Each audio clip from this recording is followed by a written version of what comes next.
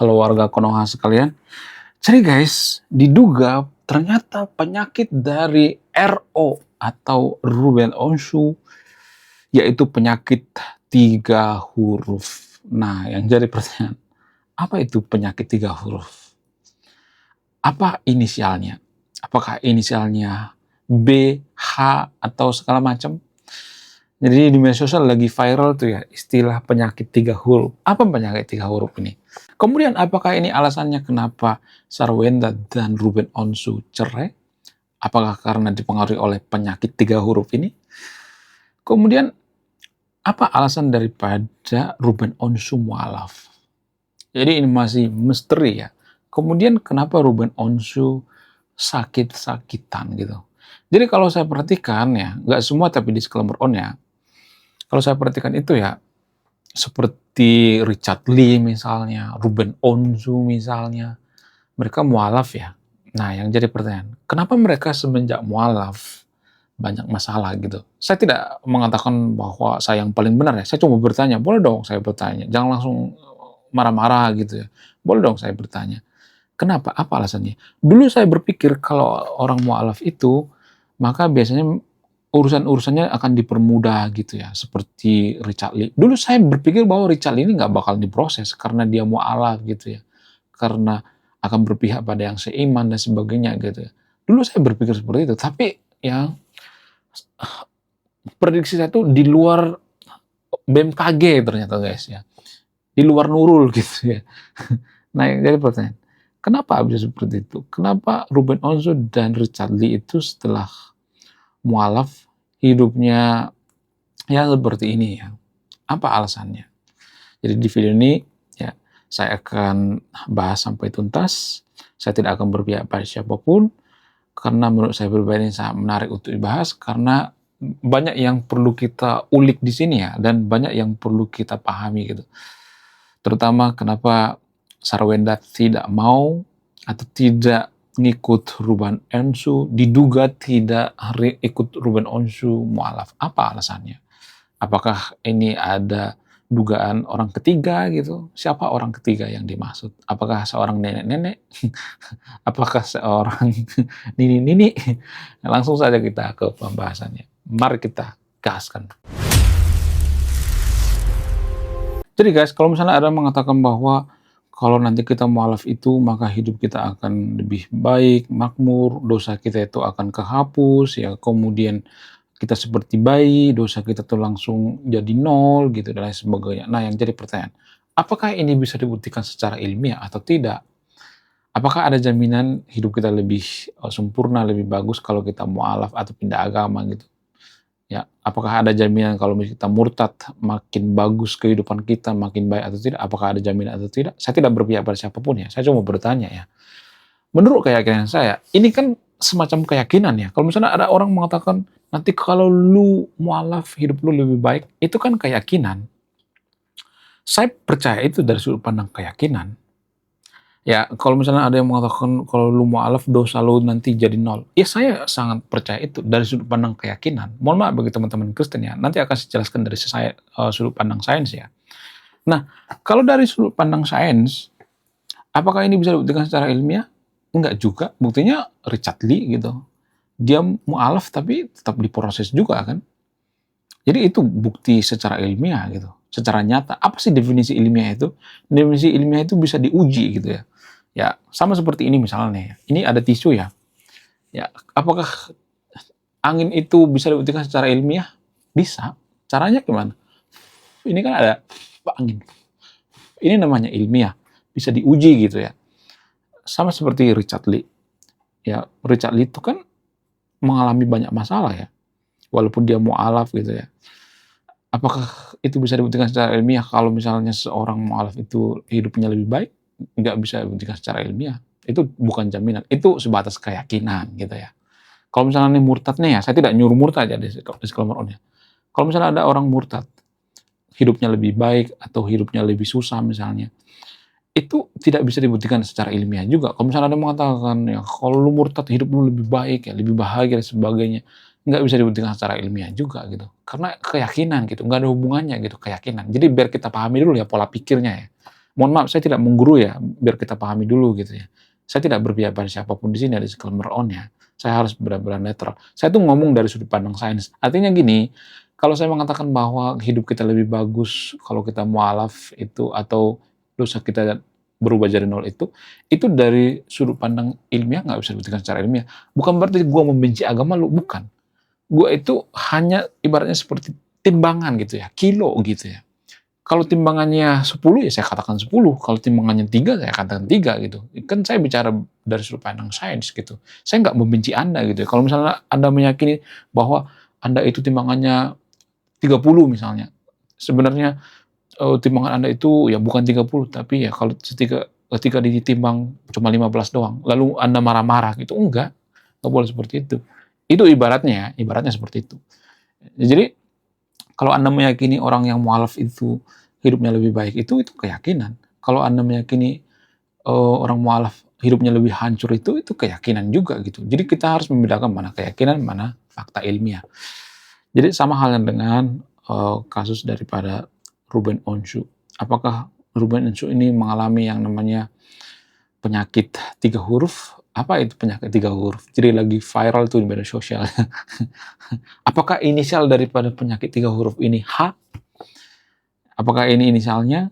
Atau akhirannya I? Saya tidak akan menyimpulkan ya, silakan simpulkan sendiri. Saya tidak boleh mengatakan nggak boleh. Ini sebenarnya nggak enak ya sama Ruben ya. Apapun yang dianu oleh Ruben ya kita terima aja gitu ya. Kita tidak berhak gitu ya. Tapi yang menarik daripada kasus Ruben Onsu ini kan sangat menarik sekali ya. Bayangkan ya, ini belum banyak yang tahu ya. Sarawenda itu sebenarnya bisa dikatakan dia bukan Kristen. Yang ngajak Sarawenda Kristen itu adalah Ruben Onsu gitu. Nah, ketika Ruben Onsu ngajak Sarawenda masuk Kristen, lalu dia pindah ke agama lain, kan ini apakah namanya pendirian atau tidak? Saya coba bertanya, saya tidak memberikan kesimpulan ya. Apakah ini seorang pria yang punya pendirian? Harusnya kan seorang pria itu punya pendirian. Kalau misalnya mengatakan, oh punya hak dong misalnya pindah agama. Iya boleh-boleh aja, tapi kalau istri tidak menyetujui apakah kita boleh pindah agama atau tidak, itu kan yang jadi permasalahan. Kalau anak tidak menyetujui apakah kita boleh pindah agama atau tidak, itu kan yang jadi pertanyaan. Apa tujuan daripada RO ini pindah agama? Apakah biar bebas am gitu? Apakah biar bebas gitu? Apa itu dan MM? Apa penyakit 3 huruf? Coba tulis di kolom komentar ya, siapa yang tahu penyakit 3 huruf. Katanya penyakitnya 3 huruf gitu ya. Kemudian diduga gitu ya, penyakit 3 huruf ini ya bisa dipertanggungjawabkan oleh pihak tertentu gitu ya. Nanti di persidangan akan muncul tuh ya penyakit 3 huruf ini. Nah, yang jadi pertanyaan, kenapa artis itu banyak mengidap penyakit yang namanya 3 huruf? Apa alasannya? Kalau saya perhatikan tuh banyak banget artis yang mengidap penyakit 3 huruf. Apa alasannya? Apakah karena artis itu sering melakukan dengan sembarang orang gitu? Apakah itu ada hubungannya? Tapi gini guys, secara ilmiah, kita bicara dari ilmiah ya. Ya biar nggak ngegosip ya, kita jangan ngegosip ya, jangan ngerumpi guys ya. Jadi gini, kalau saya perhatikan, orang biasa pun bisa mengalami yang namanya penyakit gitu ya, atau penyakit 3 huruf gitu ya. Bahkan di negara yang agamis sekalipun, di provinsi yang paling agamis sekalipun, ya ada kok yang mengalami penyakit 3 huruf ini. Ya, jadi bukan jaminan seorang terlihat soleh, terlihat beragama, itu bukan jaminan, guys. Tapi kalau artis dia langsung terkenal gitu, tapi kalau orang biasa nggak terkenal gitu.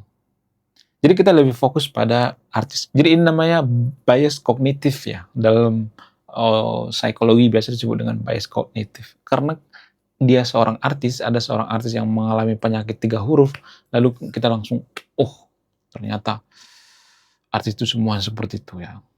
Kalau ada artis yang selingkuh, ternyata semua laki-laki sama aja gitu ya. Nggak seperti itu guys.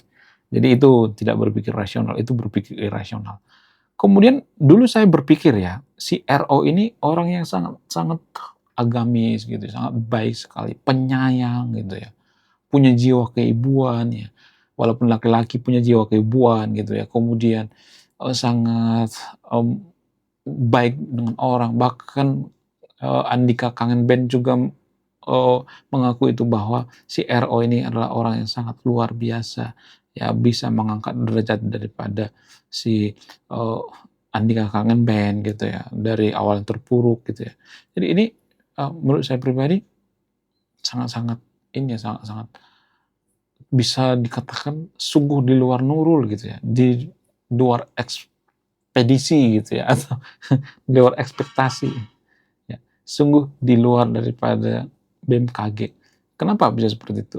Ya karena mungkin saya terlalu berekspektasi, saya mungkin dipengaruhi oleh, tampilan luar-luarnya aja gitu, itu yang jadi, permasalahan guys, kita nggak boleh hanya melihat tampilan luar-luarnya aja, kita harus melihat tampilan dalamnya gitu.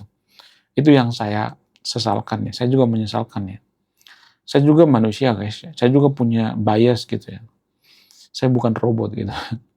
Setiap manusia itu punya bias, tapi apakah takarannya banyak atau tidak, itu yang jadi permasalahan.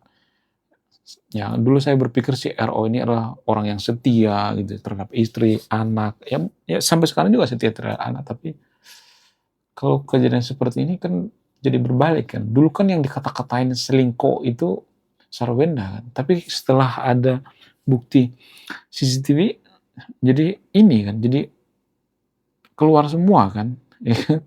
Ya nggak sih? Saya tidak akan berpihak pada siapapun ya, disclaimer on ya. Sah saja kalau Anda misalnya mengidolakan RO atau mengidolakan Sarwenda, tapi jangan ini ya, jangan fanatik ya. Sarwenda juga mungkin ada kesalahan. Sebenarnya kita nggak bisa mengurusi rumah tangga orang karena kita nggak tahu siapa yang sebenarnya salah gitu ya. Cuman warga Konoha kan sering ngurusi rumah tangga orang, ya terpaksa saya bikin konten seperti ini gitu ya, untuk mengedukasi ya, walaupun sedikit-sedikit gitu ya. Jadi walaupun gosip kita juga harus memahami dari sudut pandang ilmiah gitu, jangan sedikit-sedikit yang salah ini gitu, jangan, nggak boleh fokus seperti itu. Jadi kalau saya pribadi ya, menurut keyakinan saya netral gitu ya, saya tidak membela antara RO ataupun Sarwenda, kita nggak tahu siapa yang salah, siapa yang benar. Iya kan? Menurut kalian gimana? Coba tulis di kolom komentar ya. Kemudian kalau saya perhatikan, ya walaupun Sarwenda itu agak emosional gitu ya, marah-marah gitu ya, di CCTV kan dia marah-marah. Ya wajar ya kalau wanita marah seperti itu ya, wajar banget ya. Tapi saya tuh sangat menyayangkan yang namanya ada dugaan sentuhan fisik gitu ya, maksudnya ya wanita kan seperti itu ya. Bahkan wanita itu ketika ketawa juga menggunakan fisik, nyubit-nyubit gitu. Tapi sangat jarang kalau saya perhatikan cewek itu yang suka mukul gitu ya. Biasanya cewek itu nangis gitu ya, biasanya seperti itu. Nah, yang jadi pertanyaan, apakah kita berhak mengurusi rumah tangga orang gitu? Ini sudah saya bahas di video sebelumnya ya. Ya, secara ilmiah gitu ya, secara psikologi sebenarnya manusia itu ada kecenderungan untuk selingkuh setiap apapun gitu ya. Karena ya ini sudah saya bahas di video sebelumnya, manusia purba zaman dulu itu mereka tidak mengenal yang namanya konsep pernikahan. Enggak. Ya, jadi zaman dulu manusia purba itu kalau ada orang yang misalnya tukar-tukar pasangan gitu ya biasa-biasa aja gitu. Karena zaman dulu ya prioritasnya itu bertahan hidup, bukan kesetiaan boro-boro menikah gitu ya, boro-boro ada acara, kan gak ada acara, kalau punya pasangan ya udah gitu ya. Jadi kalau kita perhatikan orang-orang barat ya, mereka kembali seperti zaman dulu misalnya, zaman manusia purba. Itu kayaknya kembali ke fitrahnya gitu ya kan, ya nggak sih? Ya kan, karena menurut sains kan seperti itu ya. Saya tidak bahas dari sudut pandang keyakinan. Nah, kalau dari agama ya boleh-boleh aja, nggak jadi masalah gitu ya. Ya bahkan dari agama kan bisa poligami kan. Ya poligami juga dialami oleh simpanse. Bukan berarti saya mengatakan orang poligami itu seperti simpanse, nggak seperti itu ya. Tapi ya dari sudut pandang ilmiah ya bisa dikatakan bahwa manusia itu ada kecenderungan untuk selingkuh guys. Karena itu ya nancep di DNA manusia gitu. Bukan berarti saya nyuruh yang untuk selingkuh gitu ya. Karena manusia zaman dulu, manusia purba itu tidak mengenal yang namanya istilah pernikahan. Enggak. Makanya kita suka dengan gosip gitu ya. Warga Konoha itu suka dengan gosip karena apa? Karena dengan bergosip kita tuh bukan merasa paling suci ya, tapi secara evolusi gosip itu mempertahankan kehidupan kita gitu. Kita survive gitu ya.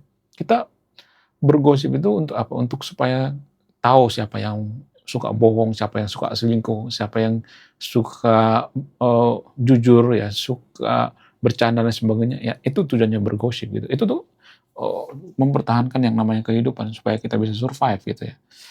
Menurut kalian gimana? Coba tulis di kolom komentar ya. Setelah kamu lihat di video ini, ada yang menyimpulkan saya tidak ngurusi sebenarnya urusan rumah tangga RO, tapi karena netizen banyak yang request saya bahas gitu ya.